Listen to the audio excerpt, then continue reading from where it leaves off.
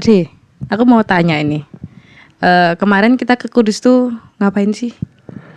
Kemarin ke Kudus itu kan kita sebenarnya pertama cek sistem. Cek sistem, terus kemudian ada pengennya tuh ada sharing-sharing soal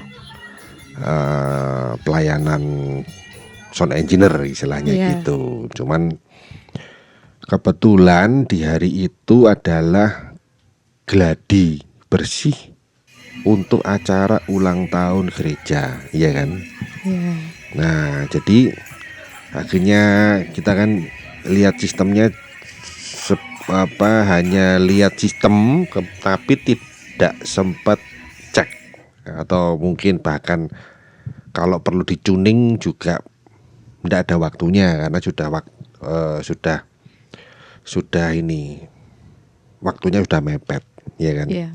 Jadi teman-teman di rumah, teman dimanapun berada ini istilahnya, kami sempat diundang ke GIA Kudus. Jadi diundang ke sana untuk sharing tentang pelayanan sound engineer gereja atau soundman gereja ya. Gitu. Jadi juga diminta pendapat untuk sistem di sana itu sudah pas, kurang atau bagaimana gitu. Nah, kebetulan di sana hari di mana kami datang itu adalah hari gladi, ada acara latihan terakhir untuk hari ulang tahun. Itu kan hari Senin ada gladi latihan terakhir, dan hari Rabunya itu ada acara ulang tahun gereja atau 70 berapa 72 tahun itu. Nah, 72 tahun udah lama itu. Sudah tua. Nah, itu.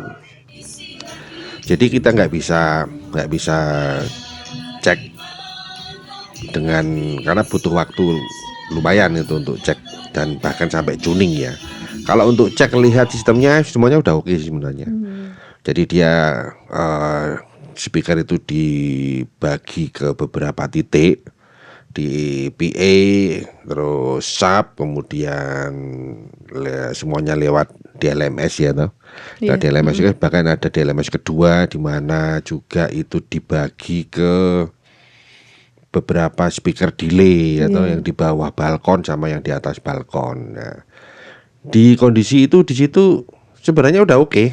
Tinggal tantangannya adalah soundman harus bisa memahami itu, Nduk. Jadi suara yang di bawah balkon itu pasti akan berasa lebih ngebas. Iya kan? Low-nya lebih kerasa. Karena apa? Di bawah balkon itu adalah tabung resonansi. Iya enggak? Iya kan? Jadi pantulan-pantulan itu akan terasa kerasa di situ. Tapi akan membuat bunyi itu makin banter, gitu. Jadi bunyi dari speaker itu ditambah dengan pantulan-pantulan itu energinya sampai ke telinga kita itu kan kayak nambah volume, ya atau nambah kenceng ya gitu. Beda dengan yang area jemaat yang atasnya bukan balkon, sehingga itu akan membuat bunyi asli langsung dari speaker PA dan juga pantulan di area situ. Nah, di situ tantangannya. Sebenarnya sistemnya udah bagus, asik di situ, dan juga teman-teman di sana support dan asik, kita sharingnya juga enak, saling bertanya, saling isi. Bahkan selesai latihan gladi itu kan kita sempat sound check ya.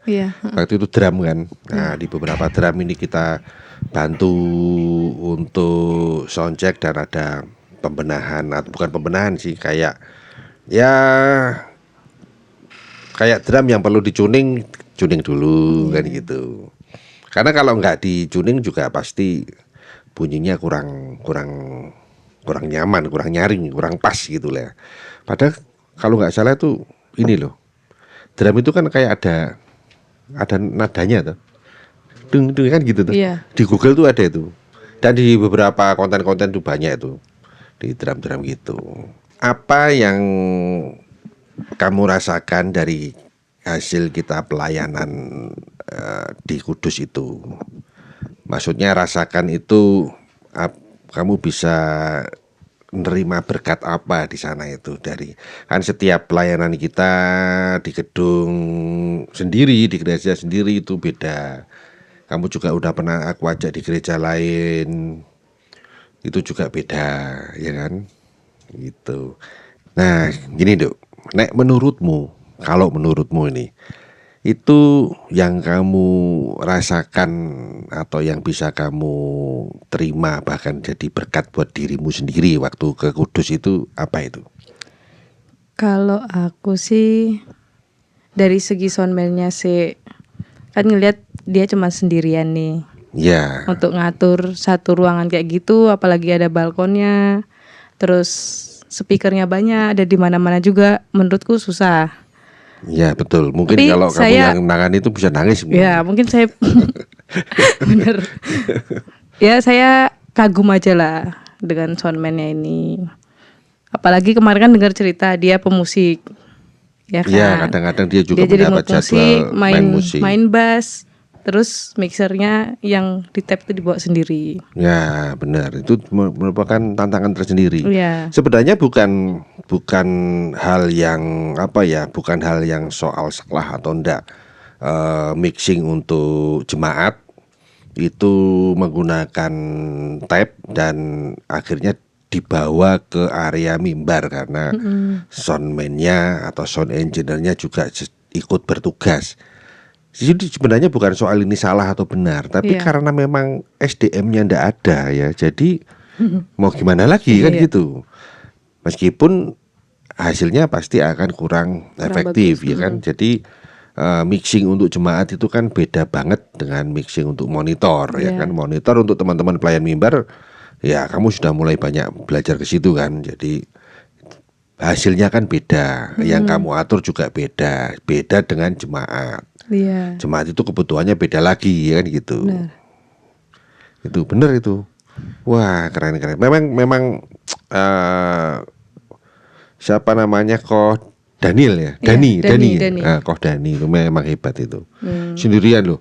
Itu ngatur mic untuk paduan suara itu aja sendirian. Iya. Bayangkan kalau kita di gereja aja kayak gitu sendirian, udah telat itu pasti. Iya kan? Benar. Kasihan tim padusnya nungguin ini mic-nya belum selesai ditata, nah gitu. Ada lagi? Yaudah, itu aja. Oh ya memang. Jadi teman-teman, itu pengalaman kami waktu itu ke GIA Kudus. Nah, kami sharing soal pelayanan soundman gereja atau sound engineer gereja, sehingga semuanya bisa mendapatkan tambahan wawasan, tambahan pengetahuan bagaimana sih pelayanan dunia sound engineer gereja ini supaya bisa semakin baik dan semakin maju. Karena pemahaman kecil yang tadinya mungkin belum tahu akhirnya bisa didapatkan dan bisa dipraktekkan dalam pelayanan gitu. Karena kebanyakan sound engineer gereja ini hanya keluar bunyi seimbang udah itu aja. Padahal lebih daripada itu kita harus bisa memixing dengan baik, bahkan sesuai dengan mood flowing ibadah itu sendiri. Tidak semuanya kencang terus, tidak semuanya pelan terus gitu. Bahkan ada dinamikanya itu gimana, ya kan? Gimana kita harus ngatur supaya kelihatan waktu deep worship seperti apa, waktu praise seperti apa, nah gitu. Nah gitu teman-teman, terima kasih banyak. Terima kasih juga GIA Kudus, Mas Yusa, Koh Dani, Koh Daniel, dan juga teman-teman yang lain yang belum saya sebutkan satu persatu. Terima kasih banyak, God bless semuanya.